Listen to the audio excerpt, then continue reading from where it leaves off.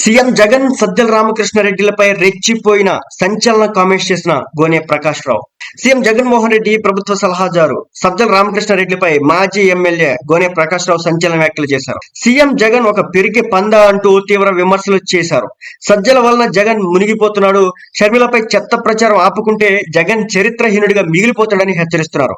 సజ్జల లాంటి వ్యక్తి సలహాదారులతో జగన్ కు తీవ్ర నష్టం జరుగుతుందని, వచ్చే ఎన్నికల్లో టీడీపీ జనసేన కూటమికి ఏపీలో 151 సీట్లు దాటిన ఆశ్చర్యపోవాల్సిన పనే లేదని, ఏపీలో జగన్ కు ప్రతిపక్ష హోదా కూడా దక్కదంటూ, క్రిస్టియన్ మైనారిటీలు ఓటర్లు కాంగ్రెస్ వైపు వెళ్తారంటూ, ఎన్నికల తర్వాత జగన్ శాసనసభకు రాడంటూ గోనె ప్రకాష్ వ్యాఖ్యలు చేయడం ఇప్పుడు సంచలనంగా మారింది. బీజేపీ పొత్తు వల్ల టీడీపీ జనసేన కూటమికి బలం పెరుగుతుందని చెప్పిన గోనె ప్రకాష్ చంద్రబాబు చరిత్ర తెలియకుండా జగన్ మాట్లాడడం సరైనది కాదంటున్నాడు. 1978లో చంద్రబాబు ఎమ్మెల్యే అయినప్పుడు జగన్ డైపర్లు వేసుకుంటున్నాడని గుర్తు చేసుకోవాలని చెప్పుకొస్తున్నాడు. ఏపీలో వైసీపీ చిత్తుగా ఓడిపోతుందని అన్ని సర్వేలు చెప్తున్నాయని, మంత్రులు రోజా, విడుదల రజనీ కూడా జగన్ టికెట్ ఇవ్వడంటూ, కొత్త ఇన్ఛార్జీలో 35 మంది వరకు జగన్ బీఫామ్ ఇవ్వడని గోనె ప్రకాష్ సంచలన కామెంట్స్ చేశాడు.